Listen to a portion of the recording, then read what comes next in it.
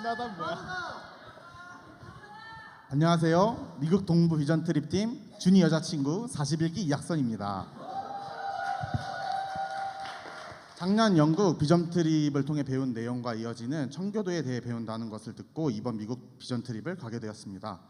저희 팀은 미국의 부흥운동을 공부하고 있는데요. 오늘은 그 시작점에 있는 청교도의 탄생 배경에 대해 설명드리려고 합니다. 다들 집중해 주실 거죠? 네, 감사합니다. 때는 헨리 8세가 왕으로 있을 때입니다. 헨리 8세는 왕권 강화를 위해 아들을 가지고 싶었습니다.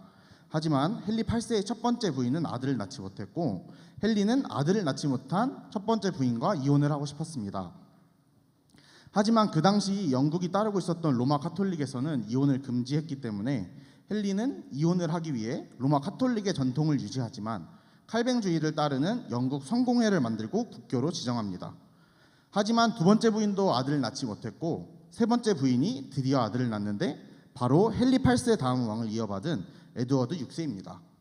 왕의 자리에 앉은 에드워드는 어린 나이에 죽었고 그 뒤를 이어 헨리의 첫 번째 부인의 딸인 메리 1세가 여왕의 자리에 앉게 됩니다. 메리의 어머니는 뿌리 깊은 카톨릭 가문이었기 때문에 어머니의 영향을 받은 메리는 카톨릭을 부활시킵니다. 또한 메리는 어머니가 받은 핍박과 쫓겨남에 대한 복수의 칼을 갈고 있었기에 어머니가 쫓겨날 당시 아들을 낳지 못하는 어머니를 반대했던 개신교인들을 화형에 처하는 등 다양한 방법으로 핍박합니다. 메리를 피해 가까스로 살아남은 개신교인들은 당시 개신교 신정일치가 이루어진 제네바로 도망갑니다. 이후 이들, 즉 칼뱅파 개신교인들은 메리 1세가 죽고 헨리의 두 번째 부인의 딸인 엘리자베스 1세가 여왕의 자리에 앉을 때 다시 영국으로 돌아옵니다. 엘리자베스 1세는 왕권 강화를 위해 다시 국교를 영국 성공회로 지정합니다. 돌아온 칼뱅파 개신교인들은 영국 성공회 안에 있는 로마 카톨릭의 잔재를 발견하고 그것들을 뿌리 뽑아 청소하자고 주장합니다.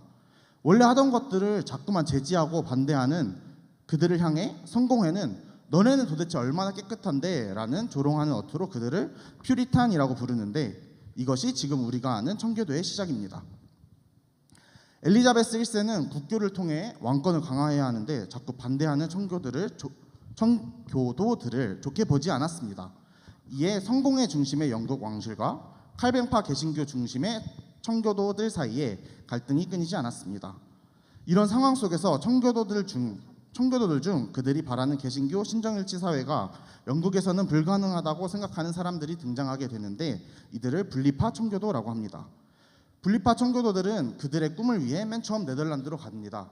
하지만 네덜란드는 그들의 생각보다 더 자유로운 나라였기에 자식들에게 성적으로 교육적으로 부정적인 영향을 미칠 것이라고 생각해 다시 영국으로 돌아옵니다.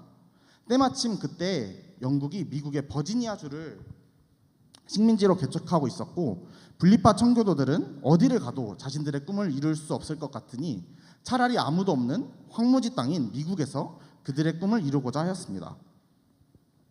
1620년 영국의 플리머스 항에서 메이플라워호가 출항합니다. 그들은 버지니아를 향해 갔지만 강한 파도에 이끌려 버지니아보다 북쪽에 있는 이름 없는 땅에 도착합니다.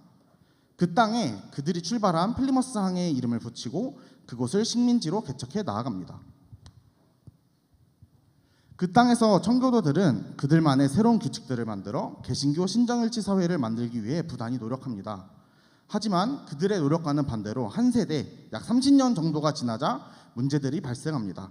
시간이 지나자 미국 땅에 청교도 외에 상업적인 이유로 이민 온 사람들이 많아졌고 사람들이 많아짐에 따라 교회 안에 성숙하지 않은 성도들이 늘어납니다.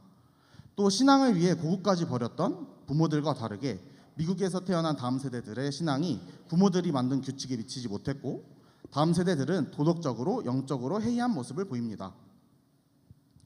이런 상황 속에서 조나단 에드워즈와 같은 영적 지도자들이 기독교 국가 건설의 위기감을 느꼈고 영적 지도자들은 미국 곳곳에서 회개와 하나님과의 인격적인 만남을 역설하기 시작합니다.